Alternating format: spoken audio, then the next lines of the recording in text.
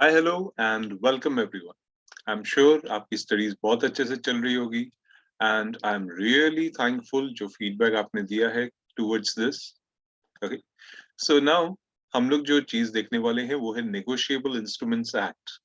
Okay, सो negotiable instruments act में क्या क्या टॉपिक, अनदर इंपॉर्टेंट चैप्टर है ईबीसीएल, इकोनॉमिक बिजनेस कमर्शियल लॉ से। सो इसमें क्या क्या टॉपिक आपको देखने हैं? वेल, ये second question, what are the important characteristics of negotiable instrument act. Well, एक नेगोशिएबल इंस्ट्रूमेंट एक्ट के हिसाब से उसके होल्डर इन इंस्ट्रूमेंट क्या करता है, फ्रीली ट्रांसफरेबल है कि नहीं, ड्यू कोर्स में कैसे एक्सरसाइज करता है, the holder is entitled to sue the instrument और not.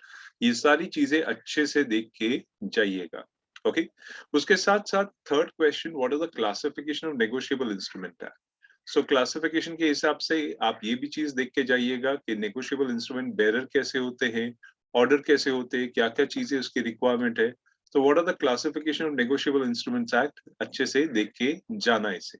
Okay, so in that case, what is the bearer instrument, what is the order instrument, what is the inland instrument, okay, what is the foreign instrument, what is the demand instrument, what is the time instrument, ये सारी चीजें please अच्छे से देख के जाइएगा। Plus ये question में मार्क करना रह गया था, एम्बिगुअस एंड इनकोहेरेंट इंस्ट्रूमेंट्स कैसे रहते हैं। तो मैंने लास्ट टाइम समझाया भी था एम्बिग्यूटी किस नेचर में आती है और कैसे आती है, और इनकोहेरेंट इनकम्प्लीट इंस्ट्रूमेंट को बोलते हैं। तो ये भी जरूर देख के जाना, what is the ambiguous and what is the incoherent instrument. Okay, so incoherent incomplete instruments क्या होते हैं, ये लास्ट टाइम आपको समझाया भी था, आपके लेक्चर्स में भी बता चुका हूँ।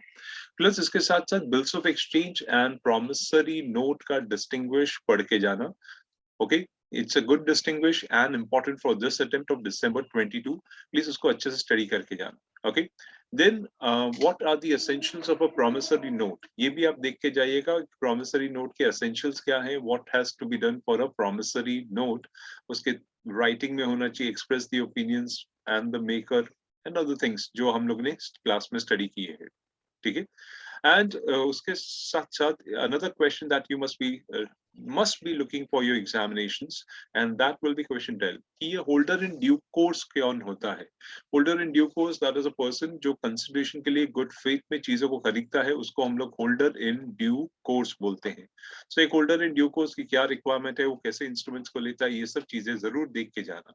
then explain the liabilities of the parties to negotiable instruments act के एक नेगोशिएबल इंस्ट्रूमेंट्स एक्ट के लिए ड्रॉवर की लाइबिलिटी क्या होती है, ये भी मैंने पूरा क्लास में समझाया हुआ है। What is the drawee's liability for the cheque, then what is the liability of the maker and note of the acceptor, what is the liability of the endorser of the person, what is the liability prior of the prior parties, liability inter से कैसे होती है, liability of the acceptors क्या रहती है, and acceptors liability on a bill drawn in a fictitious name। तो ये किस तरीके से एक्सरसाइज होता है, सो जरूर देख के जाना। It's a very good important and question for your examination।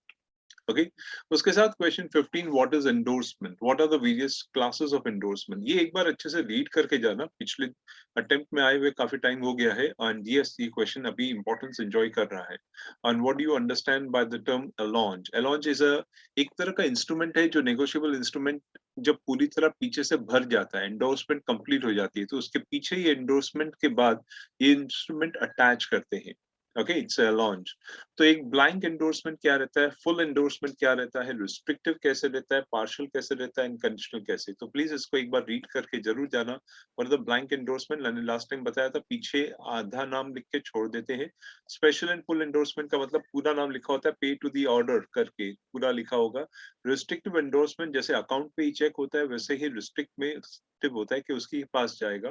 Partial endorsement का मतलब होता है जहां पे आप आधा पैसा या आधे अमाउंट के लिए एग्री करते हो। ओके, एंड कंडीशनल एंडोर्समेंट जैसे मैंने आपको बताया था कि अगर मैं कोई गुड्स लेता हूं और मैं ये आगे तब दूंगा जब मैं गुड्स से सेटिस्फाइड हूं। उसी तरह कई जगह पे सैंस रिकोर्स एंडोर्समेंट भी होता है, वो भी मैं आपको समझा चुका हूं, तो प्लीज इस चीज को जरूर पढ़ के जाइएगा। Okay, then what is presentment for acceptance। yes, presentment for acceptance, bills कब आफ्टर साइड प्रेजेंट होते हैं। Okay, what is express stipulation for presentment, and what are the who are the following persons to whom the bill of exchange should be presented, ये भी आप देख के जाना। and the presentment must be made before maturity period। what is presentment for payments। so जब आपको पैसा चाहिए उसके लिए आपको अपना बिल प्रेजेंट करना होता है, ये चेक के अंदर नहीं आता, but yes bills has to be presented, सामने वाला उसको एक्नॉलेज करता है, तो एक तरह से प्रेजेंटमेंट फॉर पेमेंट का टर्म आता है। Okay, and presentment for payment अभी इलेक्ट्रॉनिकली बात करूं तो चेक के अंदर तब आता था जब एक बैंक से दूसरे बैंक से आप चेक क्लियरेंस का काम करवाते थे, तो that time it was considered as a presentment for payment. Okay, जरूर देख के जाना what is material alteration. Yes, ये टॉपिक अच्छा इंपॉर्टेंट टॉपिक है। Examples of various material alterations क्या है, मटेरियल ऑल्टरेशंस का तरीका क्या है, जरूर देख के जाइएगा what is material alterations. Okay, and what is not a material alteration. So just a correction या intention of the parties same है, crossing of a check, on demand, ये सब material alterations नहीं होते। प्लस सेक्शन 89 की requirements क्या है कि ऑल्टरेशन कब मटेरियल माना जाएगा, एंड 89 की रिक्वायरमेंट्स क्या है, ये जरूर पढ़ के जाना एक बार। देन इसके साथ साथ जो दूसरा क्वेश्चन आपको पढ़ के जाना ये रहा, what are the discuss the penalties in case of dishonour of cheque. So अगर एक चेक डिसऑनर होता है 138 के हिसाब से क्या पेनल्टी है, तो 138 का पूरा प्रोविजन देख के चले जाना इसी बहाने कि उसका प्रोवाइजो भी क्या बोलता है, हमने पूरा क्लास में डिस्कस किया है। उसके प्रिजम्पशन क्या है, what is the offence of the company and what is the offence of the company, उसके प्रोवाइजो कंसिडर क्या है कि कहाँ पे एप्लीकेबल है, तो ये पूरा, और पेनल्टी का बेसिक पार्ट 138 में आता है। 138 बोलता है ये रहा, that is 2 years. It can be extended to 2 years or with fine, which may be the twice the amount of check. So ये पेनल्टी का पॉइंट इधर आता है, तो इसको भी साइड बाय साइड पढ़ के जाइएगा। ओके, एंड केस स्टडीज में से कुछ केस स्टडीज जरूर देख के जाना। जैसे एक केस स्टडी ये था, B has issued a cheque of 1,25,000 in favor of S. B has sufficient amount in his bank account with the bank. The check was not presented within the reasonable time to the bank for payment, and the bank in the meantime became insolvent. Decide under the provisions of Negotiable Instrument Act whether S can recover the money from B. Well, यहाँ पे आप section 72, अगर section याद रहा तो लिखना, नहीं तो गलत सेक्शन लिखने की कोशिश मत करना। सो यहाँ पे आप सेक्शन 72 के बारे में डिस्कस करोगे, what are the duty of the holder of the cheque to present the cheque. Time पे चेक का प्रेजेंटमेंट होना बहुत जरूरी है, और चेक अगर होल्डर ने टाइम पे, रीजनेबल टाइम पे प्रेजेंट नहीं किया या किसी वजह से डिस्ट्रॉय या स्पॉइल हो गया है, तो इन that case drawer can not be made responsible for this thing. तो ये केस अच्छा था, ये केस पढ़ के जाना। एंड इस केस के साथ साथ ये वाला केस भी जरूर देखे जाना कि एंडोर्समेंट का केस था। N is the holder of the bills of exchange made payable to the order of P. The bills of exchange contains the following endorsement. First endorsement to P, second endorsement Q, third endorsement R, and fourth endorsement N. N strikes out the name of S without S consent. The endorsement by Q and R. N strikes out without S consent the endorsement. अच्छा, Q and R का नाम cancel कर देता है, that is इनका नाम वो cancel करता है और इसका नाम कैंसिल करता है without consent of S. Now decide with reason N is entitled to recover money from S or not. Well, इस केस में एंडोर्समेंट में हर कोई पार्टी एंडोर्स कर सकता है, और इस केस में अगर एक किसी भी पार्टी का प्रायर का नेम कैंसिल होता है without the consent, so in that case N is not entitled to recover money from S also, क्योंकि आपने S की रिलीफ, जो S की रिलीफ थी, कल को N ने अगर S से रिकवर किया तो फिर S किससे रिकवर करेगा, तो वो रिलीफ आपने खत्म कर दी। सो यहाँ पे इस पॉइंट के हिसाब से S being a surety in the given problem, the rule may be stated that when the holder without the consent of the end, ये वाला याद रखना कि when the holder without the consent of the parties endorses or impairs the endorsement remedy, then the endorser is discharged from the liability. Okay, then question 6 अच्छे से पढ़ के जाना। J has accepted a bill of exchange and gave it to K for the purpose of getting it discounted and handing over the proceeds to J. K, having failed to discount it, returned the bill to J. J tore the bill in two pieces with the intention of cancelling it and threw the pieces in the street. K picked up the pieces and pasted the two pieces together in such a manner that the bill seemed to have been folded for the safe custody. Rather than cancelled, K put it into circulation and ultimately reached L, who took it in good faith and for value. Is J liable to pay? तो ये बहुत ही अच्छा case था जहाँ पे holder in due course को पूरा right है इस बिल्स पे, भले आपने बिल फाड़ दिया लेकिन कैंसिल वर्ड नहीं लिखा तो होल्डर इन ड्यू कोर्स ले सकता था। Okay, so that was a very good case, ये जरूर पढ़ के जाना। एंड दिसंबर 22 के लिए क्वेश्चन नंबर 9 का केस वाला जरूर पढ़ के जाना. Ram has 2,000 in his bank account and he has no authority to overdraw. He issued a check of 5,000 to Gopal, which was dishonored by the bank. Point out whether Gopal must necessarily give notice of dishonor to Ram or not.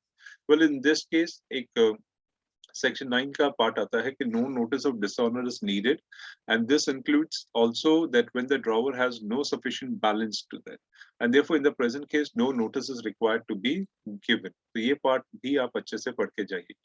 Then question 11, P is a major and Q is a minor, executed a promissory note in favor of R. Examine as per Negotiable Instrument Act the validity of the promissory note and whether it's binding on P, Q and R. So ये भी एक अच्छा question है, जरूर पढ़ के जाना. That every person who is competent to enter into contract has right to incur the liability after making, drawing and endorsing and accepting and delivering the negotiable instrument. Section 26 key requirements है. Okay, an agreement with a minor is void, so he cannot be made liable. यहाँ पे P major है and Q minor है. So in that case, P as a major and Q as a minor is executed, and the promissory note is executed by P and Q is valid, even though minor is a party. Remember, Q is a minor, not liable, but P is liable. क्योंकि major तो है, तो वो अपनी liability से हट नहीं सकता. Okay, and 12th वाला question भी देख के जाना. A is a payee Mr. A is a payee of an order of a check. Mr. B steals the check and forges Mr. A's signature and endorses the check in his own favor. Mr. B then further endorses the check to Mr. C, who takes the check in good faith and for valuable consideration. Examine the validity of the check as per the Negotiable Instrument Act. Well, ये एक forged endorsement है और forgery is nullity. तो हम ये बोल सकते हैं C acquires no title to the check. Okay, so that was a good case. Do read it. And yes, question number 15 भी देख के जाइएगा. 15th के अंदर Mr. F, by inducing G, obtains the bills of exchange from him fraudulently in his favor, that is F favor. Later, he enters into commercial deal with H and endorses the bill to him. H to him, that is towards the consideration for a deal. H takes the bill as a holder in due course. H subsequently endorses the bill to F for a valuable consideration for some other deal. On maturity, the bill is consideration to F for some other deal. On maturity, the bill is dishonored and F sues G for the recovery of the bill. While the reference to the provision of Negotiable Instrument Act explain whether F will succeed in this case or not. Well, ये अच्छा case था. इसके अंदर हम ये clearly बोल सकते हैं that section 53 का केस है. That is when the negotiable instrument passes through the hands of the holder in due course, it gets cleared of the defects provided the holder was himself not a party to the fraud. So ये एक अच्छा case है जिसके अंदर आप clearly देख सकते हो कि कैसे Mr. F ने B से बिल ऑब्टेन किया और फिर आगे एंडोर्समेंट किया. Well, इस केस में F ओरिजिनली G को इंड्यूस करता है बिल्स ऑफ एक्सचेंज लेने के लिए. ओके, भले फ्रॉडुलेंटली, लेकिन आगे जो एंडोर्समेंट या कमर्शियल डील हुई थी वो फ्रॉडुलेंट नहीं थी.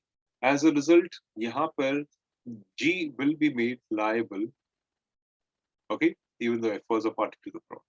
Now, 16th question पढ़ के जाना. Q draws a bills of exchange on S, but signs it in the fictitious name of R. The bills is payable to the order of R. The bill is duly accepted by S. P obtains bills from Q and thus become the holder in due course. Can S avoid the payment on the bill? Decide as per the negotiable. Well, ये section 42 का case है. Section 42 का case में the bill is drawn in the fictitious name and it is payable, and the holder in due course can claim the instrument was endorsed by same hand. Well, in this case, ये हम बोल सकते हैं कि that is Q draws the bills on S but is signed by the fictitious name of R. So इस case में P obtains the bill from Q, becoming the holder in due course. Therefore, S cannot avoid the payment. और ये part मैंने example के साथ भी आपको समझाया हुआ है. ठीक है? And amongst other ये question number 18th भी देखे जाना. X draws the bills of 2019 में आया था, क्योंकि इन chapter से cases आ रहे हैं, इसलिए मैं इन chapter से cases insist भी कर रहा हूँ कि पढ़ के जाइएगा. So X draws checks in favor of Y, a minor, and Y endorses the same in favor of Z. The check is dishonored by the bank on the grounds of inadequate funds. What legal remedy is available to Z? Well ये case भी अच्छा case है, इसके अंदर every person who is capable of contracting to law to which he is subject to may bind himself to be bound by making drawing acceptance of the bill. तो यहाँ पे X draws a check in favor of Y, a minor के favour में, and Y endorses the check to Z. अब अच्छी बात ये है कि X मेजर है, Z मेजर है, बीच में सिर्फ एक Y माइनर है, लेकिन क्योंकि ये चेक एंडोर्समेंट हुआ है किसी मेजर को और गुड फेथ में हुआ है, तो Z can recover the amount from X. हाँ, माइनर को भले लायबल न कर सके. And December 21 का एक और question, the last question, that is whether the person who has obtained the possession of an instrument by theft under a forged instrument is the holder in the negotiable. तो यहाँ पे clearly पूछा हुआ है कि पोजेशन थेफ्ट से ली है या फिर फॉर्ज एंडोर्समेंट से. वेल इस केस में ये पॉइंट क्लियरली होता है कि नेगोशिएबल इंस्ट्रूमेंट का अंदर जो भी पार्टी पोजेशन लेता है उसे वो पोजेशन एक प्रॉपर टाइटल से लेना चाहिए. क्लियर? अनलेस वो इंस्ट्रूमेंट बेरर इंस्ट्रूमेंट हो. यहाँ पे अगर थेफ्ट या फॉर्जरी हुई है, ओके, इन दैट केस सामने वाले को टाइटल नहीं गया है. Clear? And holder in due course को भी टाइटल नहीं मिल सकता इन केस ऑफ फॉर्जरी और थेफ्ट. ऑल्दो इस केस में जो ओरिजिनल ओनर है उसको पेमेंट मिल सकता है. तो इस बात से एक चीज तो क्लियर हो गई कि फॉर्जरी या फिर theft by forgery does not transfer any title even to the holder in due course. तो ये कुछ इंपॉर्टेंट क्वेश्चंस थे, प्लीज अच्छे से पढ़ के जाइएगा एग्जाम के हिसाब से. Okay, that will help you for your exams. ठीक है, चलिए, so all the best for your exams. Okay, and I am sure आप बहुत अच्छे से पढ़ाई कर रहे होंगे. सो सी यू